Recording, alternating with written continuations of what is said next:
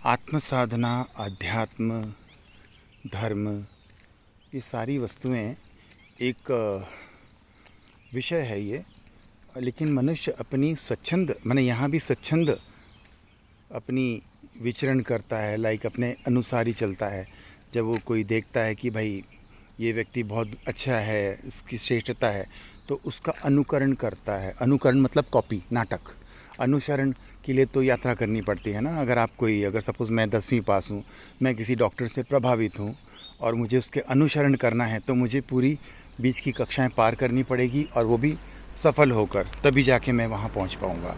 लेकिन लोग क्या करते हैं, ज्ञान के अभाव में अभी वर्तमान में जितने भी लोग हैं, सब वो हाईएस्ट क्वालिटी के लोग हैं, उनका पूरा का पूरा कॉपी करते हैं। अनुकरण, नॉट द अनुसरण। हमारे जीवन में भी हमें अपने आप को जनरेट करना है। जनरेट मतलब पहले तो हमें अपने जीवित होने का एक भाव लाना है कि हम हैं, हम कौन हैं, हम जो भी है अस्तित्व अपना। इसमें आता है क्लटर, आता है अभिमान, आता है मैं, आता है, लेकिन कुछ नहीं कर सकते, क्योंकि हमारे पास वही है जो है। वो हमारा ज्ञान और विवेक हमें उससे मुक्त करता है या और गंदा करता है। हम कैसे अच्छे विवेक हैं या बुरा है, जो भी है, हमारे परिवेश, संस्कार, एजुकेशन कैरिकुलम, जो भी कहते हैं ना। और उसके बाद हम स्वयं को ऑपरेट करते हैं। हमें जो चीज़ मिलती है, लाइक हम जो भी हैं, गाय, गधा, घोड़ा, कुत्ता, बतख, पेड़ पौधे, जो भी हमें, पंचेंद्रिय जीवों में थोड़ा भाव ज़्यादा होता है, विवेक, और मनुष्य में सर्वश्रेष्ठ विवेक होता है। इससे अच्छा कोई जीवन नहीं होता, बिकॉज हमारा जो मानव यंत्र है, उसके पास वो सभी चीज़ें, सभी अनुकूलताएं हैं जो अपनी श्रेष्ठता को प्राप्त कर सकता है। लेकिन बहुत भटकाव है। अगर आपको कंप्यूटर दिया गया है तो उसमें साथ साथ गंदगी भी दी गई है। विज्ञान वरदान है तो अभिशाप भी है। तो हम अपने विवेक, सद्बुद्धि, संस्कारों के साथ चलें तो हम सही दिशा में जाते हैं। तो हम सबसे पहले जनरेट करते हैं अपने आप को पहचानना कि भाई मैं हूँ, अपने अस्तित्व को। फिर हम ऑपरेट करते हैं कि अब हम जो भी हैं, सपोज़ मैं जितना भी नीचे हूँ, मुझे वहीं से स्टार्ट करना है, लेकिन मेरा विवेक मुझे जहाँ लेके जाना है। मेरी महत्वाकांक्षा सर्वोच्च की है तो सर्वोच्च में। मेरी महत्वाकांक्षा अगर नीचे की छोटी मोटी महत्वाकांक्षाएँ, जैसे कि धन दौलत, ऐश आराम, सत्ता, राज दरबार, प्रधानमंत्री, राष्ट्रपति, ये नीचे, इसको भी मैं नीचा ही बोलता हूँ। यहाँ पे जाना है तो यहाँ जाएं, लेकिन अपनी महत्वाकांक्षा पूर्ण होने के पश्चात आपको अगला महत्वाकांक्षा दिखाई देता है, क्योंकि एक ऊंचाई पे होता है।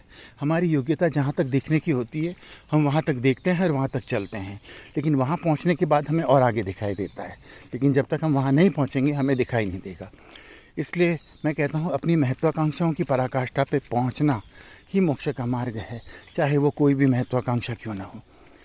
हमारा विवेक और सद्बुद्धि, ज्ञान, संस्कार हमें गलत रास्ते में पथभ्रष्ट होने से रोकता है। लाइक होता है कि हमारा बुद्धि, विवेक है तो हम अपर स्टेप में ही जाएंगे। अगर हमको पहाड़ की चोटी पे चढ़ना है तो हमारा विवेक और बुद्धि है, तो ज्ञान के हिसाब से हम ऊंचाई की तरफ ही बढ़ेंगे। मूर्ख आदमी ही ढलान में जाएगा, फिर ढलान में जाने से हमको पहाड़ की चोटी नहीं मिलती है। और तीसरा कार्य हमारा होता है जनरेट, ऑपरेट, और उसके बाद में हमें उसको कंप्लीट करना होता है, एंड।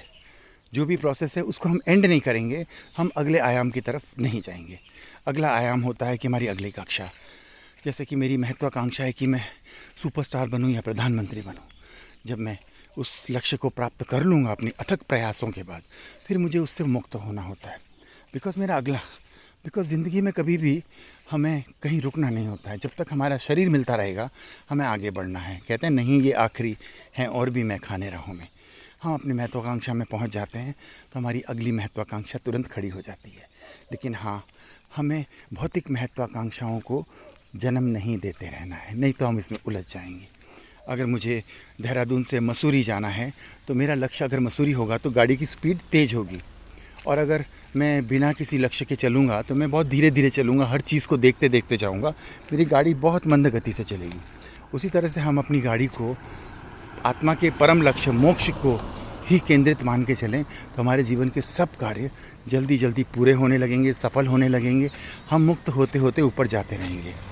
यही आत्मा का सूत्र है, अध्यात्म का सूत्र है, धर्म का ज्ञान है। अब आप इसे कैसे लेते हैं, शिक्षित तौर पे लेते हैं, एजुकेटेड होके लेते हैं, मूर्ख अज्ञानी कैसे लेते हैं, सबकी अपनी अपनी भावना, अपना अपना विवेक। और ये सत्य है, यही सत्य है। और अब आपको बता दूँ, जी से जनरेट, ओ से ऑपरेट, एस से डी से डिस्ट्रॉय करना होता है हमें अपना जो अंतिम कार्य होता है। तो ये GOD मिलकर गॉड होता है। तो यही गॉड पार्टिकल्स के बारे में विदेशों में हमारे यहाँ से समझ के बाहर गया है, जिसे हम सनातन का मेन अभ्यास कह लो, कुछ भी कह लो, यही है गॉड। अब कालांतर से सब कुछ बदलते बदलते लोगों ने अपने आप को अलग किया है, लेकिन बीज रूप से सब एक ही जाता है। जय हो।